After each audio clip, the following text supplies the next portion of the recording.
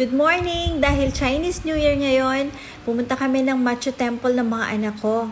Nag-promise kasi ako sa kanila na babalik kami ngayong Chinese New Year. 8:30 pa lang, gumising na kami at nagbihis na. Eto, nag-tricycle lang kami papunta rito. Sinigurado kong naka-full charge yung phone ko kasi nung first time namin pumunta rito, low bat yung phone ko kaya wala kaming nabidyohan at picture.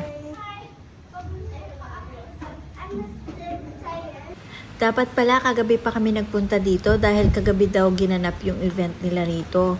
Sobrang ganda pa rin ng Machu Temple. Naalala ko tuloy nung bata pa ako, lagi kami nagpupunta dito kapag may invitation ang lolo ko. Kung napapansin nyo yung ginagawa nila, nagsusunog sila ng papel. Ganun kasi kapag Chinese New Year. Ang ganda dito sa taas, no? Tingnan mo naman yung ambience niya. Harapan pa talaga ng beach. At ang ganda. Marami nga tao dito lagi. Kapag pwede kang magpa-picture at walang entrance fee. Free lang to. Kaya pwede kayong magpa-picture, kuhanan nyo ng video. Tamang-tama, nandito na rin kami. Kaya pwede din tayong magdasal dito at mag-alay ng scent. At bumili na rin ako ng scent dito. 200 pesos lang yung kanilang candle. Pati na rin tong scent na isang balot na to is 200 pesos lang. Pwede kayong bumili dito. Then, eto, in-offer na rin nila na mag-alay kami at magdasal kami. Kaya, if ever na hindi nyo alam kung paano magsindi ng scent, ituturo sa inyo dito. At free lang, wala din kayong babayaran. Kaya napakabait nila. Pati rin ang mga kids, meron pang kids na scent at pang adult. Kaya pati rin mga anak ko nagsindi rin ng scent para sabay-sabay kaming mag-pray.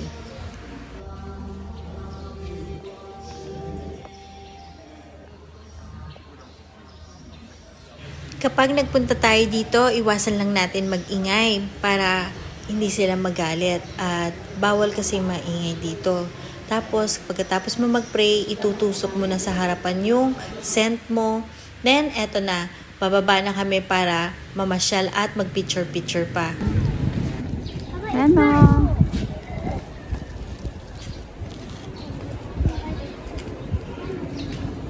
Ayan, ang ganda.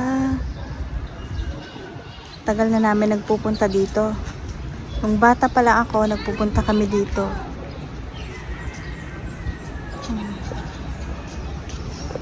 Nagpicture na rin kami para may remembrance kami ng mga anak ko. Pagkatapos nga namin ito, nagugutom na daw ang mga anak ko, kaya diretso na kami ng Chowking. Tayo. Fish and sour laureate yung in-order ko. Tapos nag-order din kami ng extra bochi. Dahil ang gusto ng mga kids, siopaw.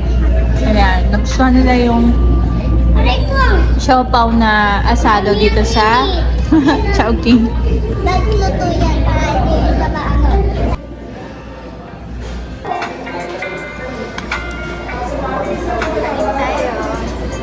Natin yung bochi nila ang bago. Peanut bochi daw to. Mukhang masarap. Pero para sa akin, hindi ako nasarapan sa bochi nila na peanut. Pati na rin dun sa regular na bochi nila. Parang mas nagustuhan ko yung bochi na tinitinda dun sa Japan. Pagkatapos namin kumain sa Chowking, dumiretso naman kami sa Dunkin Donuts para bumili ng munchkins para may pangmeryendang mga anak ko mamayang hapon. Ayan, bagsak na si Kendra. Ito yung mga pinamili namin.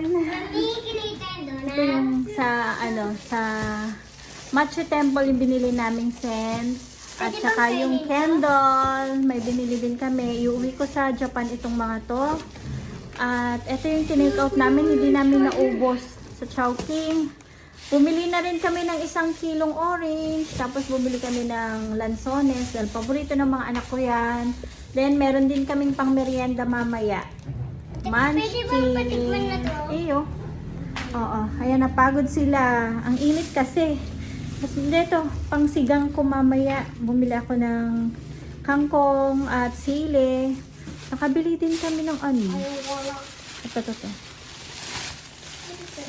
Ano ba to? Tamarind. Ano bang Tagalog nito? Nakalimutan ko na. Sampalok. Aba! Ang galing ni Kendall. Thank you, Kendall. Ang galing. Mas magaling pa si Kendall na.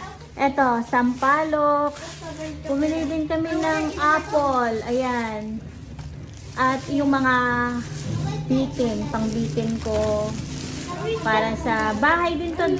Sa bahay, iuwi ko sa Japan, yung mga yan. Then, meron din akong biniling candles. Ayan. Ang mga binili ko. Ayan. At magbibihis muna ako. Napagod ako. Napagod din kayo. So, ayan. Magbibihis muna ako at sobrang pawis na pawis. Ang sobrang init sa labas. Grabe. Ayan. Okay. Pwede mo mag-aircon? Ay, pwede mo mag-aircon. Pagkatapos naming magpahingang mag-iina, ayan, inayos ko na rin yung aming alay, mga prutas, at para may picture din kami ngayong Chinese New Year. Thank you for watching. Bye!